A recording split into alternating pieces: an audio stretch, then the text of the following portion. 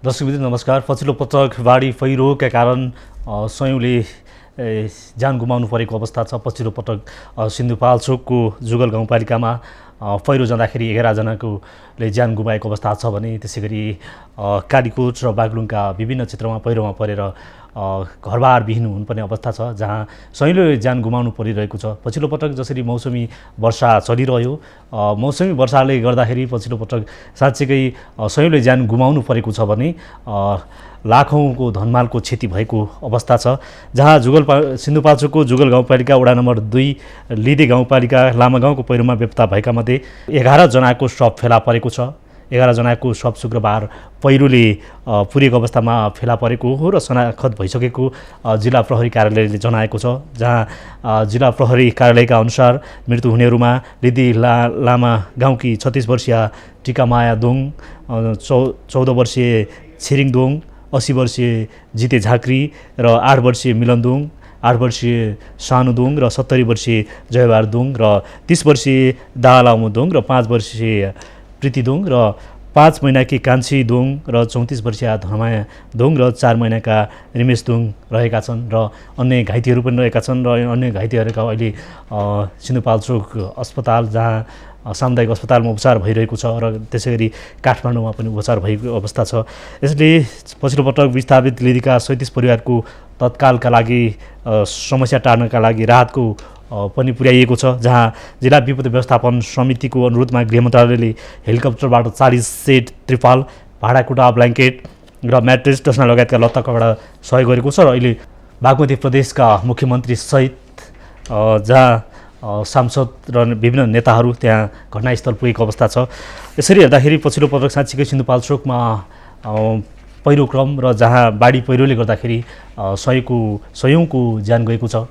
केही समय अघि 12 वर्षीय गाउँपालिकामा पनि पहिरोले केही क्षति भएको थियो र यसै गरी सिन्धुपाल्चोकका विभिन्न गाउँ, विशेष त भूकम्पपछि सिन्धुपाल्चोकका विभिन्न गाउँहरू झनै जोखिमकोमा रहेको छ।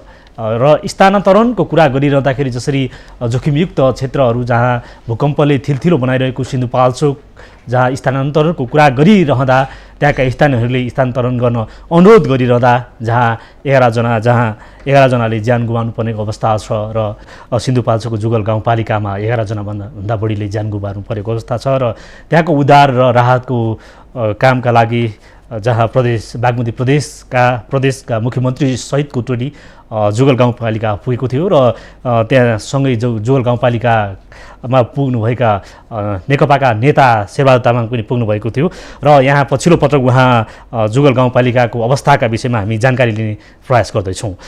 शेरबहादुरजी, यहाँलाई स्वागत छ। हजुर, नमस्कार। के छ यहाँ जसरी जुगल गाउँपालिकामा राहत र उद्धारमा खटिनु भएको छ, त्यहाँको अहिले वास्तविक अवस्था कस्तो छ? अहिले चाहिँ अब जम्मा 40 जना लास पुरिएको हो, 40 जना मान्छे पुरिएको भन्ने त्यहाँको भनाइ छ र 12 जनाको मात्रै अब बाहिर निकालेको छ लास। र अहिले सामूहिक दाह संस्कारको काम चलिरहेको छ। अब अत्यन्त धेरै ठुलो चाहिँ पहिरोले पुरेको कारणले अब खन्नलाई अत्यन्त चाहिँ समस्या भएको हुनाले अहिले नेपाली सेनाको अर्को एउटा टोलीलाई भर्खरै त्यहाँ ड्रप गरिएको अवस्था छ र नेपाली सेना, नेपाल प्रहरी र सशस्त्र स्थानीय जनताहरू भएर उद्धारको काम चलिरहेकै छ र त्यो सबै लास निकाल्नलाई केही दिन अझै लाग्छ होला जस्तो लाग्छ।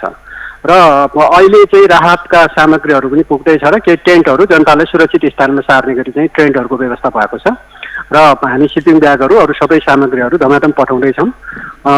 र अहिले चाहिँ प्रदेशको मुख्यमन्त्री सहितको हामी टोली त्यहाँ पुगेका थियौँ र त्यहाँ पुगेर अब त्यहाँ उद्धारको लागि प्रदेश सरकारबाट अर्को थप 20 लाख रुपियाँको घोषणा भएको छ र माथि केन्द्रीय सरकारको तर्फबाट पनि 2 लाखको दरले प्रति मृतक परिवारलाई दिने घोषणा पनि भइसकेको छ।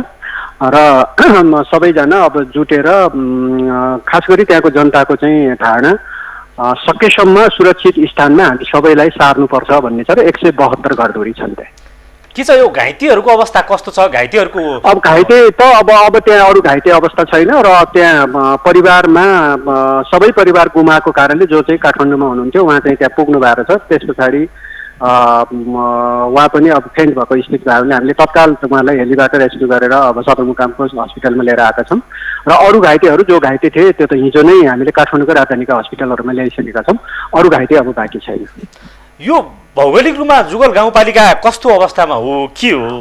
अत्यन्त यो चाहिँ वास्तवमा एकदम भिर पहराहरू र सबभन्दा जर्जर स्थितिहरू छन् र तपाईँको चाहिँ त्यो ठाउँमा बस्तीहरू चाहिँ अत्यन्त चाहिँ जोखिमपूर्ण बस्तीहरू छन् र ती जोखिमपूर्ण बस्तीहरू भएको हुनाले ती ठाउँहरू चाहिँ अहिले पनि तपाईँको कतिपय गाउँहरू चाहिँ अत्यन्त बढी जोखिममा छन् र त्यहाँ अहिले पनि 4-5वटा गाउँहरू जोखिम पहिरोबाट चाहिँ एकदम डरलाग्दो ठाउँमा छ, जोखिममा छ र ती ठाउँहरूलाई सार्नको लागि चाहिँ त्यहाँका बासिन्दाले त्यहाँ गाउँपालिकाले पनि अनुरोध गरिरहेको अवस्था छ। यो जसरी भौगोलिक रूपमा विकट भनिरहँदाखेरि साँच्चीकै पछिल्लो पटक त्यहाँ कतिवटा घरहरू थिए, कस्तो गाउँमा एउटा गाउँमा कतिवटा घरहरू थिए, त्यस्तो के छ अवस्था त्यहाँको? त्यहाँ चाहिँ यस्तो छ, त्यही अहिले जहाँ पहिरो गएको छ ती ठाउँमा चाहिँ 172 घरधुरी हो। त्यसमध्ये चाहिँ पहिरोले पुरेको चाहिँ कमसेकम 9-10वटा घरहरू पुरिएको हो। अब अरू ठाउँमा पनि घरहरू त्यस्तै 150को हाराहारीमा अब 100को सङ्ख्यामा त्यस्ता बस्तीहरू छन्। त्यो चाहिँ एकदम जुगलको माथिल्लो गाउँहरू हो र त्यहाँ चाहिँ बस्तीहरू चाहिँ एकदम ग्रुपमा बस्ने खालको चलन छ र त्यो ग्रुपमै बस्ने, समूहमा बस्ने ठुलो बस्ती, ठुल्ठुलो बस्तीहरू छ। छरिएको बस्ती भन्दा पनि ठुल्ठुलो बस्तीहरू छ र ती प्रत्येक बस्तीहरू जोखिममा छन्। जसरी 172 घरधुरीमा 10-12वटा घर पुरिएको अवस्था छ भनिएको छ, बाँकी घरहरूको अवस्था कस्तो छ? जोखिम अवस्थामा एकदम जोखिममा र ती घरहरू भन्दा माथिल्लो भागहरू सबै चर्किरहेको अवस्था छ। सानो सानो पहिरोहरू अझै गइरहेको अवस्था छ र त्यसो भएको कारणले ती सबै बस्ती, सबै घरहरूले चाहिँ हामीलाई सुरक्षित ठाउँमा सारिदिनै पर्छ भन्ने उहाँहरूको माग रहेको छ। यो जसरी भूकम्पले थिलथिलो पारेको थियो विशेष त सिन्धुपाल्चोक जिल्ला, त्यसपछि सरकारले स्थानान्तरणको कुरा गरिरहँदाखेरि यहाँ पनि सिन्धुपाल्चोकैबाट निर्वाचित सांसद हुनुहुन्छ, किन यो स्थानान्तरण जसरी स्थानान्तरण गरौँ र जसरी माग गरिरहँदाखेरि स्थानीयले किन स्थानान्तरण हुन सकेन र यो दुःख हाम्रा कतिपय अब कानुनी झमेलाहरू, झन्झटिलो प्रोसेसहरू यही बस्तीलाई पनि हामीले सेलाङको चाहिँ बाँसखर्क भन्ने ठाउँमा सार्नुपर्छ भनेर त्यहाँका बस्तीका बासिन्दाहरू पनि त्यहाँ आएर बसेको पनि अवस्था हो। तर उहाँहरूको चाहिँ खास गरी खानासँग, रोजीरोटीसँग जोडिएको विषयहरू चाहिँ भएको हुनाले त्यो सेलाङमा जहाँ बस्छ घर मात्रै हुने भयो भने त उहाँहरू त त्यहाँ बस्न सक्नुहुन्न।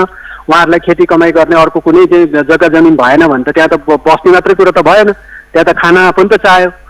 त्यसैले तपाईँको चाहिँ यस्तो सरकारले चाहिँ बस्ती स्थानान्तरण भनेको चाहिँ उहाँहरूलाई जब एउटा घरेरी मात्रैको कुरा होइन, उहाँहरूलाई जहाँ जति जमिन छ त्यो जमिनमा बराबर चाहिँ अर्को ठाउँमा जमिन खेती गर्ने जमिन पनि उपलब्ध हुनु पर्यो।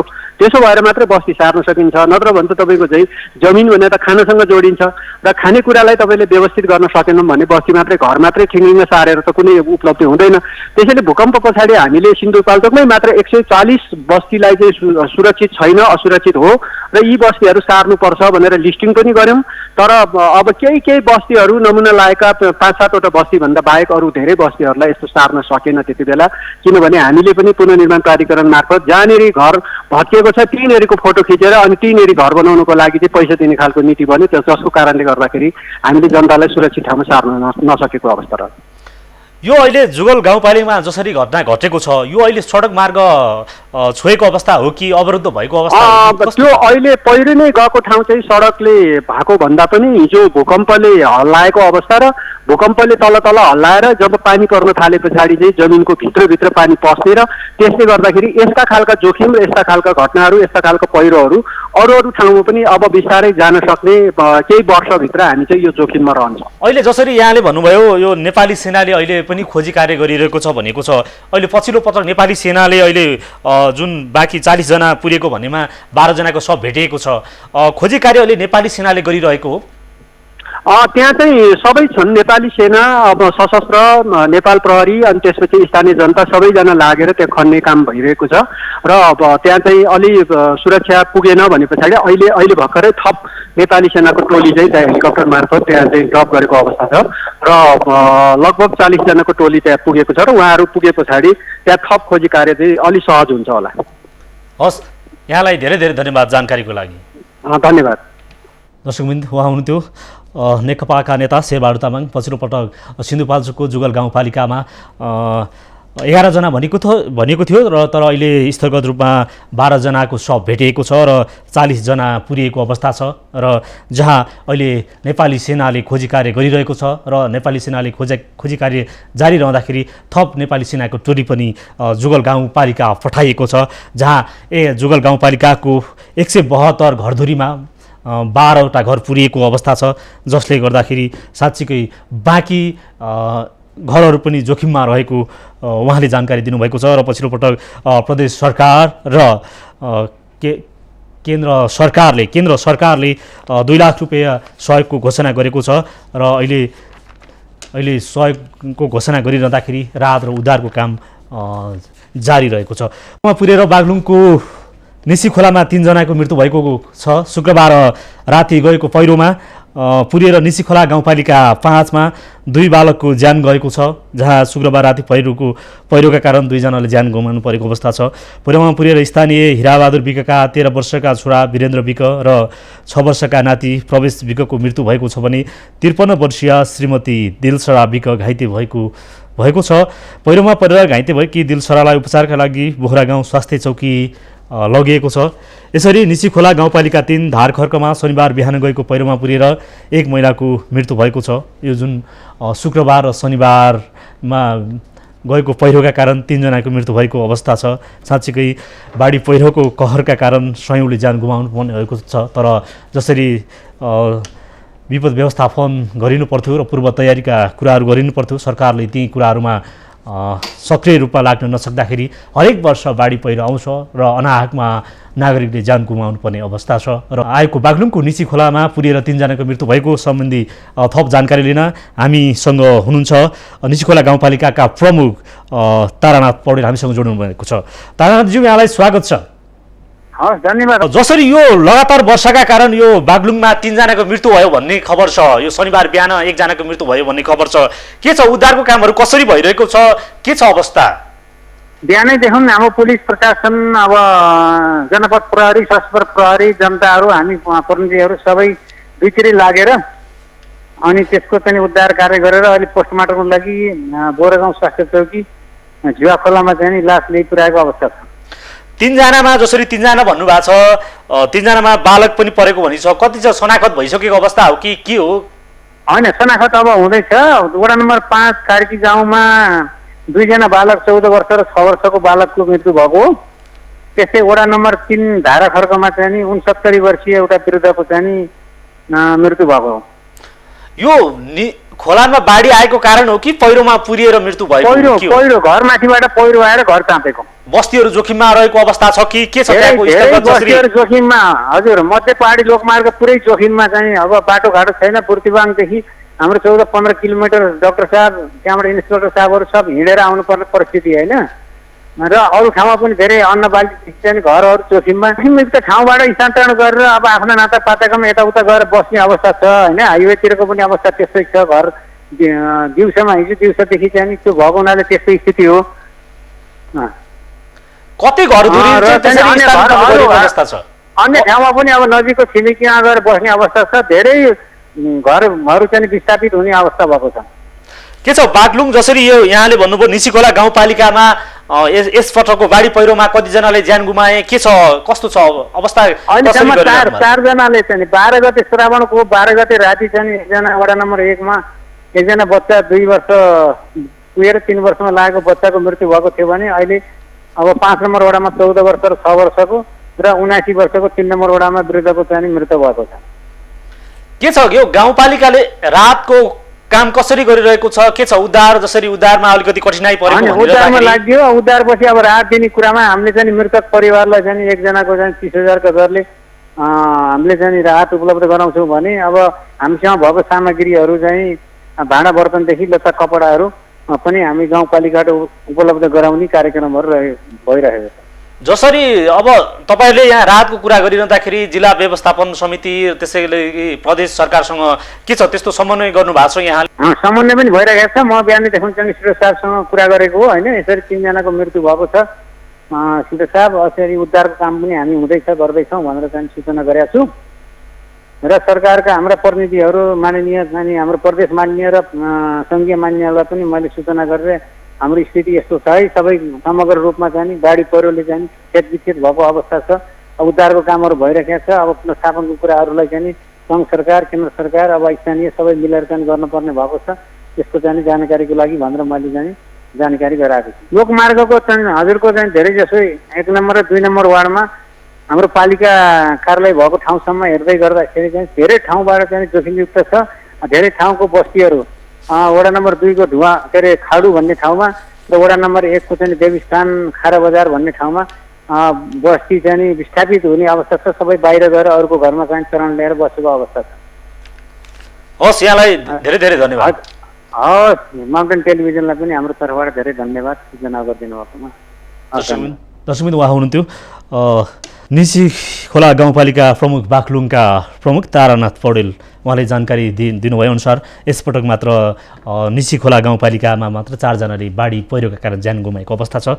जहाँ शुक्रबार आएको पहिरोका कारण 3 जना मृत्यु भएको जानकारी दिनुभएको छ। जहाँ शुक्रबार राति गहिरो पहिरोमा परेर निसी खोला गाउँपालिका 5 मा 2 बालकको ज्यान गएको हो। पहिरोमा पुर्याएर स्थानीय हिरबहादुर विकका 13 वर्षका छोरा वीरेन्द्र विक र 6 वर्षका नाति प्रवेश विकको मृत्यु भएको छ भने 53 वर्षीय श्रीमती दिलसरा विक अझै घाइते भएको अवस्था छ र पहिरोमा परेर घाइते भएको अवस्था छ र अहिले उहाँको उपचार भइरहेको छ र अहिले उपचार भइरहेको अवस्था छ।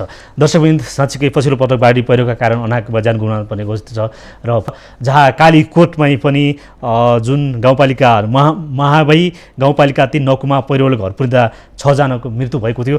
यसै विषयमा हामी थप जानकारी लिन कर्णाली प्रदेशका हाम्रा सहकर्मी विवश सैजुवालसँग जोडिँदैछौँ। विवश,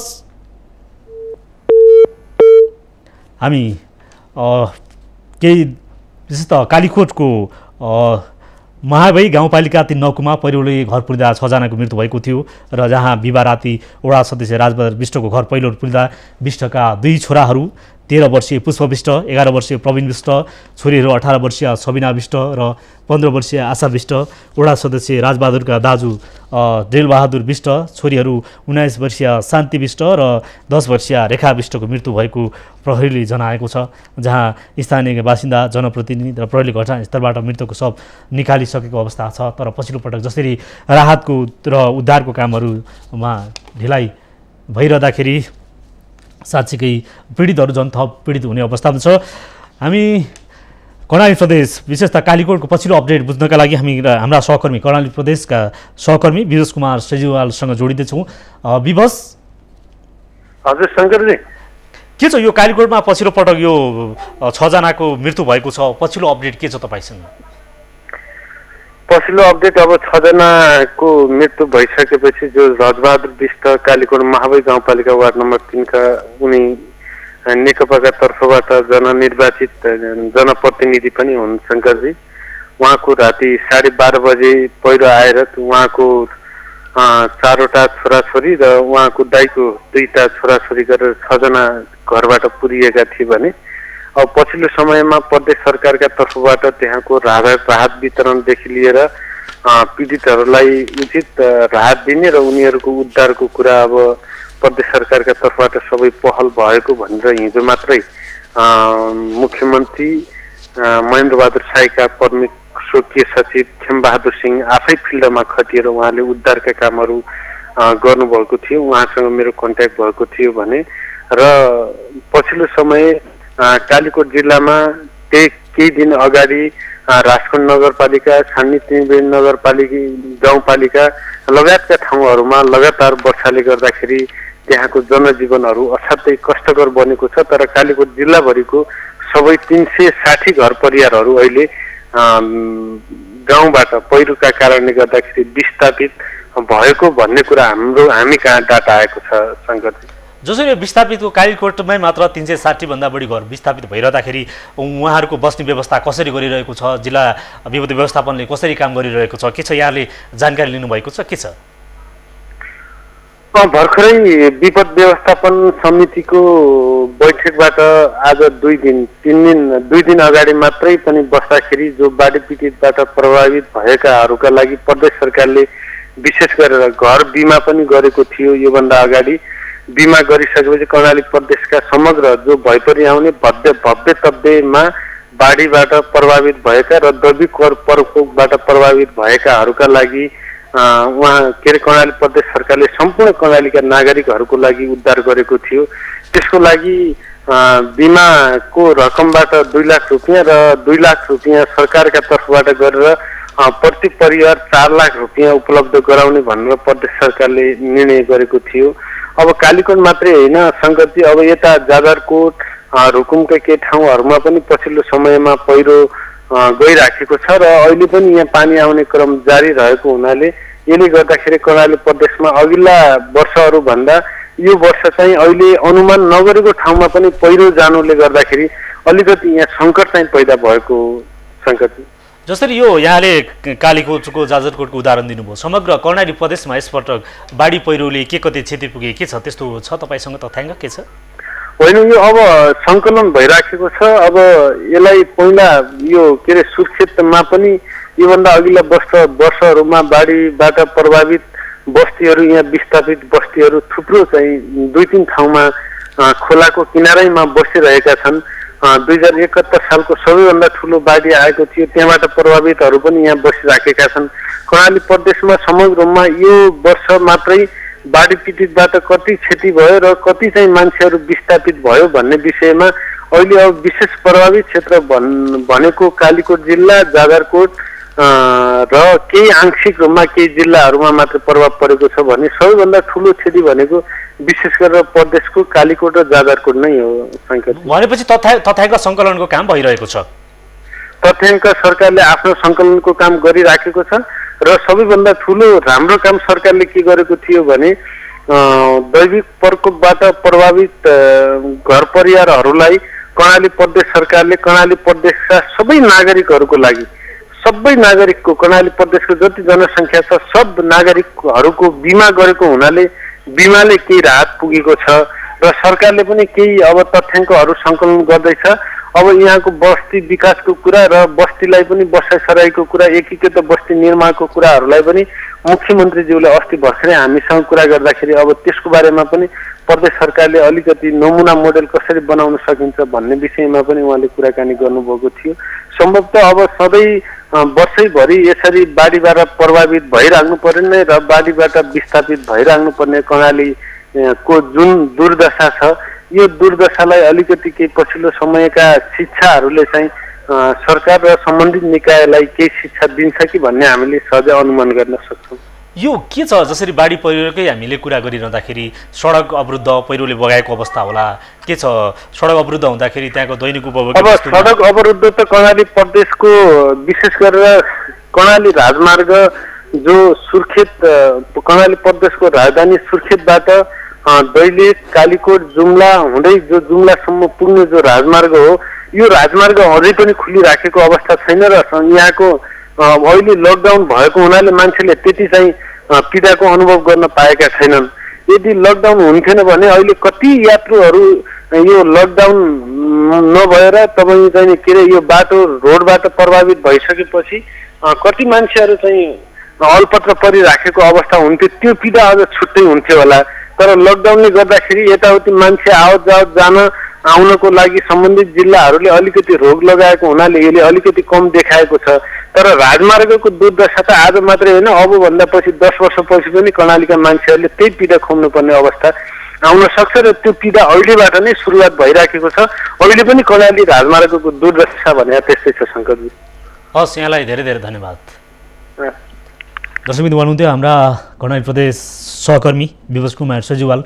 पछिल्लो पटक कर्णाली प्रदेशमा विशेष त कालीकोटमै 360 घर परिवार विस्थापित भएका छन्। त्यसै गरी जाजरकोटमा पनि 100औं घर परिवार विस्थापित भएको अवस्था छ, जहाँ राहतका दैनिक घर परिवार 4 लाख रुपियाँ राहत स्वरूप प्रदेश सरकारले सहयोग गर्ने र केन्द्र सरकारसँग मिलेर 4 लाख रुपियाँ सहयोग गर्ने अवस्था छ, जहाँ कर्णाली राजमार्ग दैलेख जुम्लासम्म सडक अवरुद्ध भएको अवस्था छ। यसरी हेर्दा कालीकोटमा साँच्चीकै दैनिक उपभोग्य वस्तुदेखि लिएर सम्पूर्ण विशेष त विस्थापितहरूलाई चाहिने राहत पुर्याउन पनि समस्या भएको उहाँले जानकारी दिनुभएको छ।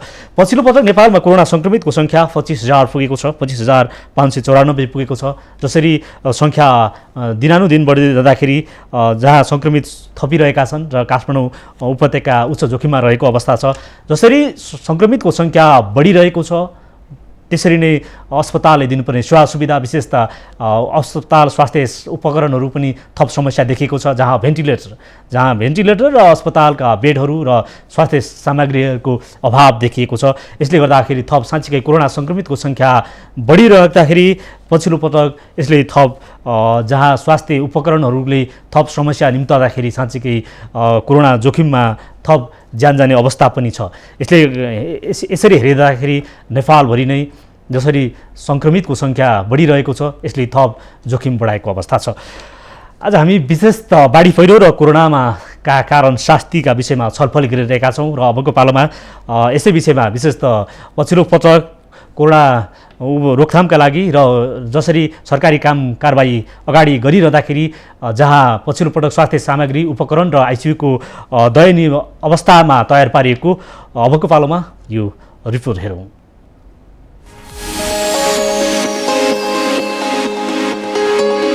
श्रावण 7 मा लकडाउन अन्त्य भएसँगै कोरोनाको संक्रमण ह्वात्तै बढेको छ। शहरी क्षेत्रमा संक्रमण बढे पनि गम्भीर बिरामीका लागि आवश्यक पर्ने भेन्टिलेटर र आइसियु बेडको पर्याप्त जोहो गर्न सरकारले सकिरहेको छैन। कोरोनाको कारण मृत्यु हुनेको संख्या 100 पुग्दै गर्दा गम्भीर बिरामीका लागि देशभर 910 भेन्टिलेटर मात्रै सरकारसँग छ। यसैमा पनि पछिल्लो समय 260 थपिएको हो। यस्तै आइसियु संख्या 2600 छ। 7 महिनाभित्रमा सरकारले जम्मा 1000 आइसियु बेड थपेको छ। तर कोरोनाको संक्रमण र गम्भीर बिरामीको दरमा यो अत्यन्तै न्यून हो। सर्वेक्षण अनुसार कुल संक्रमित मध्ये 5% गम्भीर बिरामी हुने गरेका छन्। गएको बुधबार मात्रै एकै दिन 10 को मृत्यु हुनुले कोरोनाको अवस्था निकै महँगो बन्दै गएको छ। यद्यपि सरकारले नीतिगत व्यवस्थासँगै आवश्यक उपकरणको जोहो जुटेको दोहोऱ्याउँदै आएको छ। उच्च जोखिम हुन्छ त्यसमा नीतिगत हिसाबका निर्णयहरू मात्रै होइन, सामग्रीहरूको उपलब्धता मात्रै होइन, जनशक्ति र अन्य व्यवस्थापनको काममा पनि हामी लागेका छौँ। यसर्थ यसलाई एउटा काबुभन्दा बाहिर जान नदिने गरी नै सरकारको तर्फबाट हामी एकीकृत ढङ्गले पनि लागेका छौँ। पछिल्लो संक्रमण बढ्नुको कारण सरकारी फितलो अनुगमन र नागरिक अठ्यारीले कोरोना लपका शहरमा फैलिएको हो।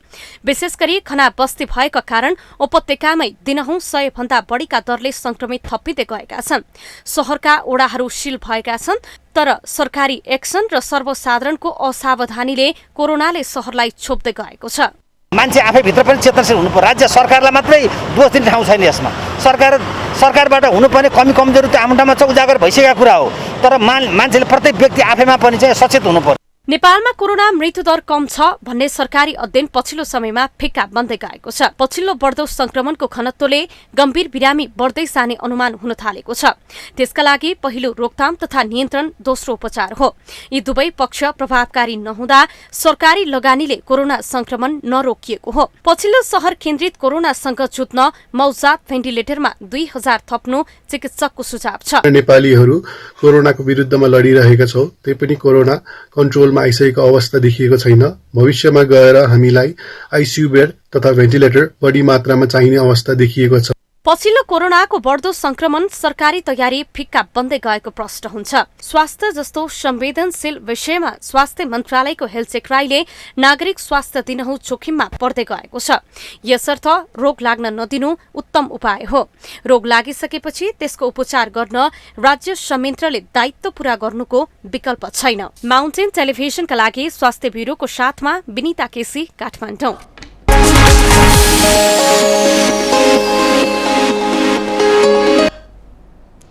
नेपालमा कोरोना संक्रमणबाट मृत्यु हुनेको सङ्ख्या 99 पुगेको छ, जहाँ 77 जना पुरुष र 22 जना महिला रहेका छन्।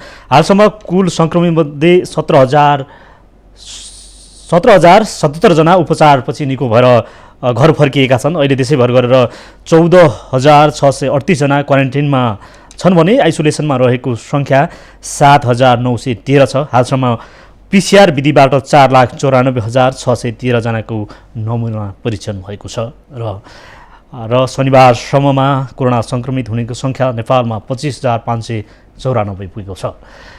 यसरी जसरी उपत्यका जोखिममा रहिरहँदाखेरि तराईका विभिन्न जिल्लाहरू विशेषतः प्रदेश नम्बर 2 हटस्पट जस्तै बनेको छ कोरोना सङ्क्रमणका कारण, जहाँ प्रदेश नम्बर 2 वीरगञ्ज, बारा, रौतहट र सप्तरीका जिल्लाहरूमा अहिले कोरोना सङ्क्रमितको सङ्ख्या बढिरहेको छ, जहाँ आइसोलेसनको अस्तव्यस्त अवस्था छ र क्वारेन्टिन सिधै भारतबाट आउनेहरू क्वारेन्टिनमा रहेको अवस्था पनि छैन। यसले के देखाउँछ भने साँच्चीकै पछिल्लो पटक तराईका जिल्लाहरूमा सामान्य उपचार नपाएर पनि मृत्यु हुने अवस्था छ, जहाँ वीरगञ्जमा अस्पताल चाहर्दै पनि झन्डै 5 जनाको मृत्यु भएको अवस्था छ। यसले के देखाउँछ भने साँच्चीकै कोरोना रोकथामका लागि सरकारले गरेको अर्बौं खर्च कहाँ पुगे र जसरी स्वास्थ्य सेवा न्यूनतम सेवा दिनुपर्ने अस्पतालहरू विशेषतः वीरगञ्जका निजी अस्पतालहरूले कति गैर जिम्मेवारीपूर्ण कामहरू र सेवाहरू दिन सकेनन् भन्ने प्रश्न चिन्ह उब्जिएको छ, जहाँ न्यूनतम स्वास्थ्य सेवाका लागि नागरिकले अस्पताल अगाडि नै प्रदर्शन गर्नुपरेको अवस्था छ र विरोध गर्नुपर्ने अवस्था छ। यसरी हेर्दाखेरि साँच्चीकै कोरोना रोकथामका लागि सरकारले जसरी आम जनतालाई बुझाउन सक्नु पर्थ्यो र विशेषतः स्वास्थ्य सेवा दिने स्वास्थ्यकर्मी र विशेषतः चिकित्सक र अस्पतालहरूले जसरी सेवा दिनु सक्नु पर्थ्यो त्यसरी दिइरहेको अवस्था छैन। यसले के देखाउँछ भने वीरगञ्जकै घटनालाई हेर्ने हो भने न्यूनतम स्वास्थ्य सेवा नपाएर आम नागरिकको मृत्यु भइरहेको, जहाँ जीवन गुमाउनु परिरहेको अवस्था छ। विशेषतः पछिल्लो पटक वीरगञ्ज हटस्पट जस्तै बनेको छ प्रदेश नम्बर 2 अहिले विभिन्न जिल्लाहरूमा निषेधाज्ञा जारी गरिएको अवस्था छ, जहाँ 14 जिल्लाभन्दा बढी जिल्लाहरूमा निषेधाज्ञा जारी गरिएको छ, जसले गर्दाखेरि कोरोना रोकथामका लागि पछिल्लो पटक सरकारले चैत्र 11 मा लकडाउनको घोषणा गरेको थियो र साउन 7 गते लकडाउनको अन्त्य गरेको थियो। यसले जसरी लकडाउनको अन्त्य गरेसँगै सरकारले जसरी पूर्व तयारी बिना नै लकडाउनको अन्त्य गरेको हो कि भन्ने पनि छ, तर पछिल्लो पटक विज्ञहरूकै अनुसार पनि पूर्ण लकडाउनको आवश्यक नरहेको तर स्मार्ट लकडाउनहरू जहाँ जहाँ कोरोना सङ्क्रमितको सङ्ख्या देखिन्छ त्यहाँ सङ्क्रमितहरूको क्षेत्रलाई सिल गरेर स्मार्ट लकडाउनको आवश्यकता भइरहेको विज्ञहरूले प्रधानमन्त्री स्वयंले राख्नुभएको विज्ञसँगको छलफलमा विज्ञहरूले सुझाव दिनुभएको थियो। यसले पछिल्लो पटक साँच्चीकै नेपालमा कोरोना रोकथामका लागि अर्बौं खर्च भएको छ, तर जसरी आइसोलेसनको अवस्था छ, आइसोलेसनमा सङ्क्रमितहरू भोगभोगै बस्नुपर्ने अवस्था छ। विशेषतः तराईका जिल्लाहरूमा आइसोलेसनको अस्तव्यस्तता र दुर्दशाले थप सङ्क्रमितहरूमा मानसिक तनाव बढाएको छ र यसैले जसरी कोरोना सङ्क्रमितको लागि राख्नुपर्ने न्यूनतम स्वास्थ्य मापदण्ड अनुसार पनि नरहेको आइसोलेसनहरूमा अहिले सङ्क्रमितहरूलाई राखिएको अवस्था छ। हामीले विभिन्न रिपोर्टहरू यहाँलाई देखाएका थियौँ, जहाँ सप्तरीका आइसोलेसन वार्डहरूमा अस्तव्यस्तता थियो, जहाँ सङ्क्रमितहरू भोगभोगै बस्नुपर्ने अवस्था थियो, जहाँ बालबालिकाहरूलाई दिउँसो 2 बजेसम्म पनि भोगभोगै राख्ने अवस्था थियो, जहाँ नेपाली सेना र विशेषतः आइसोलेसनको जिम्मा लिएका सरकारी अस्पतालहरूको गैरजिम्मेवारीपनका कारण पछिल्लो पटक क्वारेन्टिनमा र आइसोलेसनमा रहेका सङ्क्रमितहरू विशेषतः आइसोलेसनमा रहेका सङ्क्रमितहरूले दुर्दशा भोग्नुपर्ने अवस्था थियो। यसरी हेर्दाखेरि साँच्चीकै प्रदेश नम्बर 1 अहिले विशेषतः प्रदेश नम्बर 1 का मोरङ र प्रदेश नम्बर 2 का विभिन्न जिल्लाहरू, प्रदेश नम्बरका धेरै जिल्लाहरू निषेधाज्ञा घोषणा गरिएको छ, जहाँ बाँके, नुवाकोट र अन्य जिल्लाहरू पनि अहिले निषेधाज्ञा जारी गरिरहेको अवस्था छ। र पछिल्लो पटक काठमाडौँ उपत्यकाको लागि सङ्क्रमितको सङ्ख्यालाई हेर्ने हो भने पनि पछिल्लो पटक काठमाडौँ उपत्यकामा सङ्क्रमितको सङ्ख्या बढिरहेको अवस्था छ, जहाँ फाटफुट 1-2 जनामा सङ्क्रमितको सङ्ख्या देखिने काठमाडौँ उपत्यकामा यहाँ अहिले उपत्यकामै मात्र 100औंको सङ्ख्यामा सङ्क्रमितहरू थपिरहेका छन् र यसरी सङ्क्रमितहरू थपिरहँदाखेरि काठमाडौँ भित्रिने र जानका लागि दिएको सवारी पासहरू पनि गृह मन्त्रालयले खारेज गरेको छ र जिल्ला प्रशासन काठमाडौँले विशेषतः खुलिएका रेस्टुरेन्टहरूमा सेवा सुविधा बसेर खान नपाइने टेकवे सेवा सुविधा मात्र दिइरहेको अवस्था छ र जिल्ला प्रशासन कार्यालय र विशेषतः पछिल्लो पटक स्थानीय सरकार जहाँ विभिन्न नगरपालिका र महानगरपालिकाहरूले पनि दिने सेवाहरू अत्यावश्यक बाहेक अन्य दिने सेवाहरू पनि दिन सकेको अवस्था छैन र जहाँ सेवाहरू अवस्था दिइरहेको अवस्था छ। दर्शकवृन्द, अहिले जसरी तराईका विभिन्न जिल्लाहरू कोरोना हटस्पट बन्दाखेरि प्रदेश नम्बर 1 को अवस्था पनि उस्तै छ, जहाँ प्रदेश नम्बर 1 मा निषेधाज्ञा जारी गरिएको अवस्था छ। यसैमा थप जानकारी लिन हामी मोरङ हाम्रा सहकर्मी अभिजाल विष्ट हामीसँग सम्पर्कमा हुनुहुन्छ। अभिजालजी, हजुर सङ्गजी, के छ यो पछिल्लो पटक प्रदेश नम्बर 1 मा जसरी निषेधाज्ञा जारी गरिरहेको अवस्था छ, अहिले कस्तो छ? कोरोना सङ्क्रमितको अवस्था कस्तो छ र सङ्क्रमित सङ्ख्या थपिने क्रम कस्तो छ र उपचार गर्ने क्रम कस्तो अवस्था छ? शङ्करजी, 1 नम्बर प्रदेशको यो जुन कोरोना-19 को कुरा गर्ने हो भने हिजो शुक्रबार प्रदेश नम्बर 1 मा 95 जना कोरोना सङ्क्रमित थपिएका छन्। त्यस पछाडि मोरङ जिल्लामा मात्रै हेर्ने हो भने हिजो 62 जना सङ्क्रमण थपिएका छन् र 1 नम्बर प्रदेशमा जम्मा 14 वटा जिल्लाहरू छन्। ती जिल्लाहरूको सङ्क्रमित सङ्ख्याहरूको डाटा हेर्ने हो भने करिब प्रतिशतको हिसाबमा भन्दा पनि यो निकै सङ्ख्या दिन प्रतिदिन बढिरहेको अवस्था छ। जसरी यो यहाँले भन्नुभयो 14 जिल्ला छन् प्रदेश नम्बर 1 मा, निषेधाज्ञा कुन जिल्लामा गरिएको छ, के छ? निषेधाज्ञा भनेर सबै जिल्लाहरूमा जिल्ला बाइक गरिएको छैन। नेपाल सरकारले चाहिँ लकडाउन भन्दा पनि स्थानीय तहले नै लकडाउन गरेको अवस्था छ। एउटा जिल्लाबाट अर्को जिल्लामा सबै पासहरू बन्द गरिएको छ।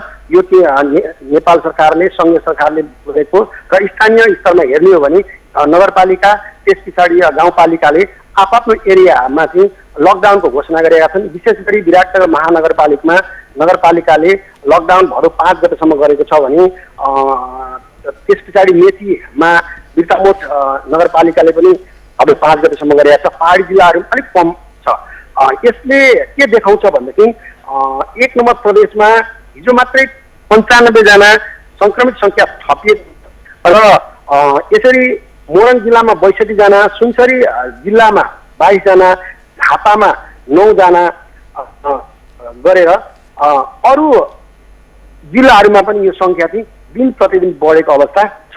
र अहिले मोरङ जिल्लाको कुरा गर्ने हो भने 13 महिला 20 पुरुषहरू रहेका छन्। विशेष गरी मोरङ जिल्लाको रङ्गेली नगरपालिकामा एकै वार्डमा चाहिँ 33 जना सङ्क्रमित सङ्ख्या थपिएको छ। त्यसै गरी यो सुनसरी जिल्लाको देवानगञ्ज भयो, इटरी भयो, त्यस पछाडि सुनसरी जिल्लाकै कुरा गर्ने हो भनेदेखि रामधेनु नगरपालिकाहरूमा पनि सङ्क्रमण सङ्ख्या थपिएको छ। र झापाको दमकमा हिजो मात्रै 4 जना पुरुष थपिएका छन्। भद्रपुर नगरपालिका यसरी थपिएको छ। र यो सरस्वती हेर्ने हो भने प्रदेश नम्बर 1 मा कोरोनाको सङ्क्रमितको सङ्ख्या चाहिँ 1821 पुगेको छ अहिलेसम्म। र प्रदेश 1 बाट अहिले पनि भने 25 र 10 35 जना डिस्चार्ज भएका छन् भने मेची अस्पताल झापाबाट हिजो मात्रै 17 जना, कोशी अन्तल अस्पताल अर्थात् कोशी अस्पताल कोभिड 19 उपचार केन्द्रबाट 12 जना, बिपी कोइराला स्वास्थ्य विज्ञान प्रतिष्ठान धरानबाट 6 जना हिजो मात्र डिस्चार्ज भएका छन्। र डिस्चार्ज चाहिँ केही मात्रामा कम भएको छ भने सङ्क्रमित सङ्ख्याहरूको चाहिँ बढ्ने क्रम जारी छ। यो तरिकाले बढ्दै जाने हो भने पिसिआर जुन माध्यमबाट टेस्ट गरिन्छ त्यो सङ्ख्या चाहिँ प्रदेश सरकारले चाहिँ दिनको 2000 को सङ्ख्यामा चाहिँ हामी पिसिआर टेस्ट गर्छौँ भनेर भनिरहेको अवस्था देखिन्छ। तर यहाँ पिसिआर टेस्ट सुरक्षाकर्मीहरूको 5 दिनसम्म रिपोर्ट नआएको अवस्था छ। केही सुरक्षाकर्मीहरू लगायत स्थानीय व्यक्तिहरू जहाँ सिल गरिएको छ त्यहाँनिर पनि रिजल्ट उनीहरूको परिणाम पोजिटिभ रिजल्ट पर्खिनको लागि उनीहरू अहिलेसम्म कसैको 5 दिन कसैको 4 दिनसम्म रिपोर्ट नआएको अवस्थाले जुन यो सङ्क्रमण सङ्ख्या पोजिटिभ देखियो भने त्यो बिचको जुन रिजल्ट नआउन्जेलसम्म अर्थात् पोजिटिभ रिजल्ट नआउन्जेलसम्म उनीहरू कता कता हेरिरहेका अवस्था छन्। ती सबै फेरि गर्ने सबै सङ्क्रमित एरिया चाहिँ पिसिआर टेस्ट गराउँदै जाने हो भने यो भयावहको स्थिति 1 नम्बरमा देखिन्छ। हस्, यहाँलाई धेरै धेरै धन्यवाद।